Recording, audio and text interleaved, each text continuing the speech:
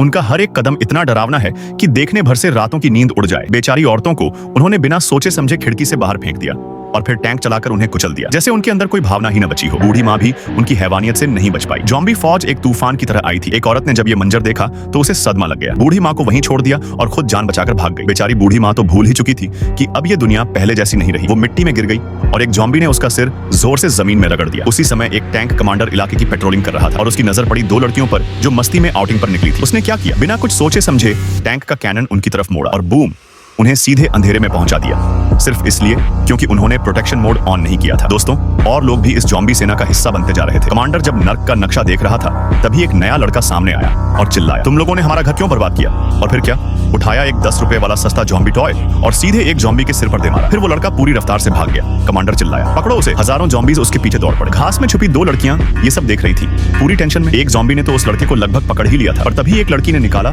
एक ग्रेनेड, पहले से रेडी था, और सीधे ज़ॉम्बीज के बीच फेंक दिया। ज़ॉम्बीज ने सोचा कोई खिलौना है, पास आए, और फिर बूम, सब उड़ गए हवा में। एक से काम नहीं चला तो दूसरा ग्रेनेड गया, फिर एक और। पूरा इलाका धमाकों से हिल गया। ज़ॉम्बी कमांडर को अब समझ आ गया था कि उनकी लोकेशन लीक हो गई है। उसने आदेश दिया, तोपें चलाओ। अब सीन फुल एक्शन मोड में था। लड़कियां तोप के गोलों से बच रही थी, अल्ट्रा स्लो मोशन स्टाइल में। जब धुआं छौंटा, कमांडर ने दूरबीन उठाई और देखा सब गायब हो चुके थे। एकदम क्लीन स्वीप।